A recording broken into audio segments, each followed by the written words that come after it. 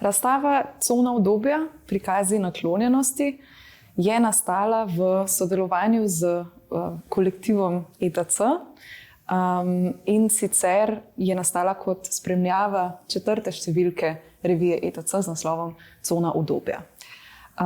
Razstava predstavlja nekakšno podpoglavje same revije, ki je sicer predstavila 21 umetniških projektov in v prostorih Male galerije Banke Slovenije predstavlja 5 umetnikov in umetnic, predstavlja dela Martine Drozd-Smutne, Dorotije Vekoni, Kaje Upel, Konstantina Žukova in pa Sonje Vulpes. Na razstavi se ukvarjamo z tematiko iskanja udobja, čeprav večinoma izraz cona udobja povezujemo z izstopom iz cone udobja, z iskanjem nečesa boljšega. V kolektivu ETC in v reviji, tako kot na razstavi, razumemo iskanje udobja kot politično dejanje, seveda z zavedanjem, da do udobja nimajo dostopa vsi. Tako se tudi dela na razstavi pravzaprav na tak ali drugačen način ukvarjajo z iskanjem cone udobja, z vzpostavljanjem cone udobja, z izkazovanjem naklonjenosti tako do drugih kot do samih sebe. Delo Konstantina Žukova, Black Carnation Part 3 oziroma Črni nagelj, 3. del, se nanaša na izraz, s katerim so pred sovjetsko okupacijo v latvijskem časopisju označevali geje in raziskuje latvijski kvir arhiv ter njegovo minljivost. Sonja Vulpes združuje serijo grafik in kolografij z naslovom Cake oziroma torta, kjer raziskuje predvsem nostalgijo, čas otroštva, sreče in ponovno iskanje ljubezni do same sebe.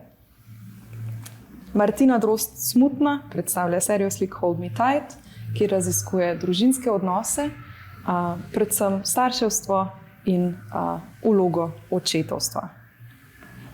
Kaja Upel v delu Dear Veronica oziroma Draga Veronika raziskuje kompleksnost materinske in babičine ljubezni in naklonjenosti ter načine, na katere se ta naklonjenost prenaša in izraža v družinskih odnosih.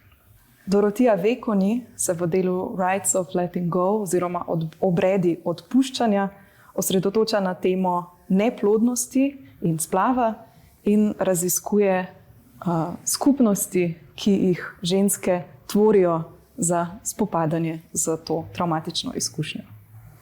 Razstavo spremlja tudi zvočno vodstvo, ki se imenuje Voice Notes in združuje poleg 5 umetnikov in umetnic predstavljenih na razstavi tudi ostale umetnike in umetnice predstavljene v 4. številki revije ETC.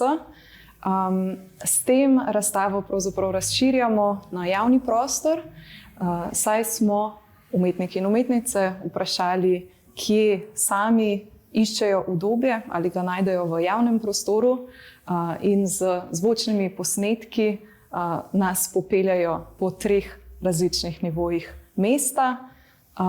Te pa lahko najdete na spletni strani revije ETC.